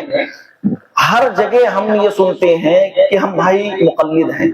ہم تقلید کرتے ہیں، ہم فلاں امام کو مانتے ہیں اور فلاں امام کے ذریعے سے ہم اس چیز کو سنتے ہیں۔ اب یہاں پر آپ دیکھیے کہ کیا ان اماموں نے جن کو ہم نے اپنا امام مانا ہے، ان اماموں نے یہی بات کہی کہ میری تقلید کرو، یا انہوں نے کچھ اور کہا ہے؟ کچھ تو کہا ہوگا۔ جیسے مثال کے طور پر سب سے پہلا قول ہم دیکھتے ہیں حضرت کیا ہم کہہ سکتے ہیں، ویسے ہم دیکھتے ہیں سوال اگر لے لیتے ہیں کہ امام ابو حنیفہ کا، یعنی جو بڑے بڑے علامہ ہوتے ہیں کہتے ہیں کہ ہم امام ابو حنیفہ کی تقلید کرتے ہیں، ان کی باتوں کو ہم مانتے ہیں۔ اب آپ دیکھیے کہ امام ابو حنیفہ نے حدیث کے بارے میں کیا کہا ہے، ان کی پہلے ہم عبارت سن لیتے ہیں۔ کہتے ہیں کہ سئل عن ابی حنیفہ رحمہ اللہ تعالی اذا قلت قولا وکتاب اللہ یخالفہ قال الرکوب بکتاب اللہ فقیل اذا کان خیر رسول یخالفہ قال اترکوا قولی بخبر رسول اللہ صلی اللہ علیہ وسلم فقیل اذا کان قول صحابہ قال اترکوا قولی بقول صحابہ وذکرہ فی اخذ الجید۔ یعنی حضرت امام ابو حنیفہ جن سے سوال کیا گیا کہ آپ کا قول اگر قرآن کے آیتوں کے ساتھ ٹکرا جائے تو ہم کیا کریں؟ امام ابو حنیفہ نے کیا کہا؟ میرے قول کو چھوڑ دینا۔ پھر کیا پوچھا گیا کہ اگر آپ کا قول نبی صلی اللہ علیہ وسلم کی باتوں سے ٹکرا جائے تب ہم کیا کریں؟ امام ابو حنیفہ نے کہا کہ میرے قول کو چھوڑ دینا۔ پھر سوال کیا گیا کہ اگر ایسا ہو جائے کہ آپ کا قول صحابہ کرام کے قول سے ٹکرا جائے تب کہا پھر بھی ہمارے قول کو چھوڑ دینا۔ اب جس سے ہمیں یہ معلوم ہوتا ہے کہ ان ساری چیزوں میں امام ابو حنیفہ نے کہہ دیا صاف طور پر کہ اگر قرآن کی بات آ گئی، حدیث کی بات آ گئی، صحابہ کا عمل مل گیا تو گویا کہ میری بات دو کوڑی کی ہو گئی، میری بات کو تم مت ماننا، اسے وہیں پر چھوڑ دینا۔ یہ سمجھ لینا کہ یہاں پر اللہ کے رسول صلی اللہ علیہ وسلم کے اور صحابہ کرام کا عمل ہمیں مل گیا۔ اب اس پر آپ غور کریے، جو لوگ یہ مقلد بنے ہیں، تقلید کرتے ہیں اور یہ کہتے ہیں امام ابو حنیفہ نے رفع دین کرنا ترک کر دیا، جس بنا پر ہم رفع دین نہیں کرتے ہیں، آپ یہ دیکھیے کیا نبی صلی اللہ علیہ وسلم رفع دین کرتے تھے کہ نہیں؟ نبی صلی اللہ علیہ وسلم رفع دین کرتے تھے۔ امام ابو حنیفہ نے کہا کہ اگر نبی کی بات آ جائے گی میری بات کو چھوڑ دینا، تو یہاں نبی کی بات آ رہی ہے نا کہ نبی صلی اللہ علیہ وسلم یعنی رفع دین کرتے تھے۔ امام ابو حنیفہ نے کہا نبی کی بات آئی، ہماری بات کو چھوڑ دینا، ہم کو چھوڑ دیے، ہم رفع دین کرنا شروع کر دیں۔ تو یہ امام ابو حنیفہ کی بات رہی۔ اور اس سے آگے آپ دیکھیے امام مالک، حضرت امام مالک بن انس فرماتے ہیں کہ بلا شبہ میں بھی ایک بشر ہوں اور میرا قول صحیح بھی ہو سکتا ہے، غلط بھی ہو سکتا ہے، لہٰذا میرے قول پر غور و فکر کرنا اور جو کتاب و سنت کے مطابق ہوگی اس پر عمل کر لینا اور جو اس کے خلاف ہوگی اس کو چھوڑ دینا۔ یہ کون کہہ رہے ہیں؟ امام مالک کہہ رہے ہیں کہ میری باتوں پر پہلے غور فکر کر لینا، پڑھ لینا، تحقیق کر لینا،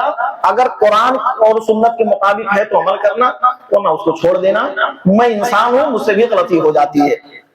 اسی طریقے سے امام شافعی کیا کہتے ہیں کہ جب تم میری کتاب میں کوئی بات سنت رسول کے خلاف پاؤ تو میری بات چھوڑ دو اور سنت کے مطابق عمل کرو۔ یہ ان لوگوں کی باتیں ہیں جن کو ہم اپنا امام بنا کے بیٹھے ہیں، جن کو ہم یہ کہتے ہیں کہ ہم ان کی تقلید کرتے، وہ ایسا کرتے ہیں اس بنا پر ہم کرتے ہیں۔ تو انہوں نے تو یہی بات کہی ہے نا کہ جہاں پر قرآن حدیث کی بات آئے ان کی باتوں کو چھوڑ دیا جائے، قرآن اور حدیث کو لے لیا جائے۔ تو ان ساری چیزوں میں جہاں ہمیں بہت ساری چیزیں ملتی ہیں اس کو ہم کیوں نہیں پڑھتے ہیں؟ اور یقین مانیے کہ اگر کوئی ایسا شخص ہے جو بالکل ہو بہو اسی طریقے سے، چاہے امام ابو حنیفہ ہو جائے، امام شافعی ہو جائے، امام مالک ہو جائے، ان کے یعنی اگر اقوال کو، ان کی عبارت کو، عربی عبارت کو پڑھ لینا اسے سمجھنے والا ہے تو چاہے مانے نہ مانے لیکن اس کے ذہن میں بات ضرور بیٹھ جائے گی کہ صحیح بات یہی ہے کہ جہاں پر بھی نبی صلی اللہ علیہ وسلم کی بات آ جائے وہیں پر ہم ان کے قول کو چھوڑ دیں گے اور نبی صلی اللہ علیہ وسلم کی بات کو ہم لے لیں گے۔ اسی طرح سے امام احمد بن حنبل تھے، ان کے بارے میں بھی آتا ہے کہ کسی آدمی کے قول کی خاطر جو ہے سنت رسول کو ترک کرنا یہ باعث ہلاکت سمجھتے تھے، یعنی وہ خود کا ان کا اپنا عمل ہے، وہ ایسی حالت میں کہ جس نے رسول اللہ صلی اللہ علیہ وسلم کی کوئی حدیث جو ہے رد کر دی گویا کہ اس کے لیے ہلاکت و بربادی ہے۔ یہ کون کہتے تھے؟ امام احمد بن حنبل۔ وہ کہتے تھے کہ حدیث اگر آ گئی ہے اس کو تم نے انکار کر دیا، چھوڑ دیا تو تمہارے لیے ہلاکت و بربادی ہے۔ وہاں مت دیکھنا کہ میں کیا کہہ رہا ہوں، فلاں امام کیا کہہ رہے ہیں، فلاں نے کیا کہا، تم یہ دیکھ لینا کہ یہ نبی صلی اللہ علیہ وسلم کی بات ہے۔ خلاصہ کلام ہمارا یہی ہے کہ ہم جو کچھ کر رہے ہیں ان ساری چیزوں میں ہمیں یہ دیکھنا ہے آیا اس کی اصل کہاں سے ہمیں مل رہی ہے،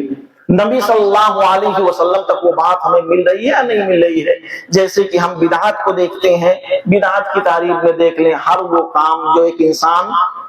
سنت سمجھ کر دین کے اندر ایجاد کر دے اور ثواب کی نیت سے اس پر عمل کرنا شروع کر دے۔ آج بدعات کی بے شمار مثالیں ہم لے سکتے ہیں کہ جو ہمارے سامنے موجود ہیں، لوگ سنت کے نام پر وہ چیزیں کرتے ہیں اور لوگ اس پر عمل بھی کر رہے ہیں۔ ایک انسان پر افسوس تب ہوتا ہے کہ جس نے کیا اگر وہیں تک محدود ہے تو ٹھیک، خود بھی گمراہی کے راستے پر جا رہا ہے اور اپنے پیچھے کتنے لوگوں کو لے جا رہا ہے۔ مجھے تو افسوس ہوتا ہے کہ کیا وہ شخص ڈرتا نہیں اللہ سے؟ آج اگر میں یہ کام کر کے اگر اکیلا کیا تو چلو ٹھیک ہے، اللہ سے میں سوال و جواب ہوگا، اس میں تو کچھ معافی کی گنجائش ہوگی، کچھ اللہ سوال و جواب کرے گا۔ جب اللہ یہ پوچھے گا کہ تم نے اپنے ذریعے سے لاکھوں لوگوں کو پیچھے گمراہ کیا ہے، ان کے گناہوں کا اجر جو بدلہ اور جو سزا ہے وہ کون بھگتے گا؟ کبھی آپ نے سوچا ہے کہ آپ نے کوئی ایسا کام اپنے ذاتی مفاد کے لیے، ذاتی فائدے کے لیے دین کے نام پر کر دیا کہ ہاں بھائی چلو ایسا کر لیے، یہ دین ہے، دین کے نام پر ہم امت کے لیے خیر اور بھلائی کر رہے ہیں، کیا ایسا کرنا صحیح ہے؟ اگر ایسا ہوا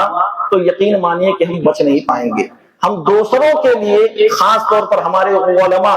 جن کو ہم یہ کہتے ہیں کہ یہ عالم دین ہے، وہ اپنی دنیا کے لیے اپنی آخرت برباد کر رہے ہیں۔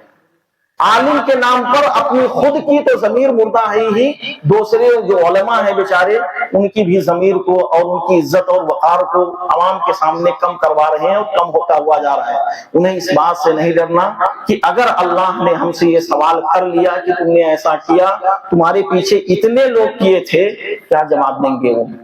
کیا جواب دیں گے؟ ایسی حالتوں میں بے شمار بدعتیں ہمارے سامنے عام ہیں، لوگ کرتے رہتے ہیں، کرواتے رہتے ہیں، لیکن یہ سمجھتے ہیں یہ بھی دین ہے۔ تو میں آخر میں بس یہی کہوں گا کہ دین جو ہے، آپ پہلے دین کو پڑھیے، سنت کو سمجھیے کہ سنت ہے کیا اور سنت پر عمل کس طرح ہوگا، کون سا عمل ایسا ہے جو ہم کر رہے ہیں وہ سنت کے خلاف جا رہا ہے اور کون سا عمل ایسا ہے جو سنت کے موافق ہے۔ جو سنت کے موافق ہے اس پر ہم عمل کریں، جو سنت کی مخالف ہو رہی ہے بات اس کو ہم وہیں پر چھوڑ دیں، اور بجائے اس کے کہ ہم اپنے ائمہ کی، اماموں کی تقلید کے، ہم نبی صلی اللہ علیہ وسلم کی صحیح حدیث کو، صحابہ کرام کے عمل کو دیکھیں اور اس پر عمل کریں جو ہمارے لیے نجات کا ذریعہ ہوگا۔ آخر میں دعا کرتے ہیں کہ اللہ تبارک و تعالی ہم تمام لوگوں کو آج کی اس درس میں جو باتیں ہم نے سنی، اللہ ان تمام تر باتوں پر عمل کرنے کی توفیق عطا فرما۔ اللہ تبارک و تعالی دوران درس ہم سے جو کچھ غلطیاں کوتاہیاں ہوئی، اللہ ہماری غلطیوں کو معاف فرما، اللہ رب العزت ہماری غلطیوں کو معاف فرما۔ اللہ تبارک و تعالی ہم تمام لوگوں کو सुनी हुई बातों पर अमल करने की तौफीक अता फरमा। अल्लाह जो कुछ भी हम सुनते हैं उन तमाम तर बातों को अपनी जिंदगी में ढालने की तौफीक अता फरमा। अल्लाह रब्बुल इज्जत शब कद्र की इस रात में हम दुआ करते हैं कि अल्लाह हम जो कुछ इबादतें कर रहे हैं हमारी इबादतों को कबूल फरमा। अल्लाह रब्बुल इज्जत हमारी इबादतों को कबूल फरमा। अल्लाह तबारक व तआला तेरे रास्ते में जो अपना माल हम खर्च कर रहे हैं अल्लाह उस खर्च को कबूल फरमा। अल्लाह तबारक व तआला जो भी हम रुकू सजदे कुरान की तिलावतें कर रहे हैं अल्लाह तबारक व तआला तुमसे कबूल फरमा। अल्लाह रब्बुल इज्जत वो अहबाब जिनका इंतकाल हो चुका अल्लाह उनके कब्र को नूर से भर दे। अल्लाह रब्बुल इज्जत उनके कब्र को नूर से भर दे। अल्लाह तबारक व तआला जो मुसलमान भाई परेशान हैं उनकी परेशानियों को दूर फरमा। अल्लाह रब्बुल इज्जत मुसलमानों को आज जहां भी सताया जा रहा है जुल्म किया जा रहा है अल्लाह रब्बुल इज्जत गैबी तौर पर उनकी मदद फरमा। अल्लाह रब्बुल इज्जत गैबी तौर पर उनकी मदद फरमा। अल्लाह तबारक व तआला जब तक हम दुनिया में जिंदा रहें ईमान और इस्लाम पर जिंदा रहें और हमारा खात्मा हो तो खात्मा बिल खैर हो। आमीन व आखिरु दावाना अनिल हम्दुलिल्लाहि रब्बिल आलमीन।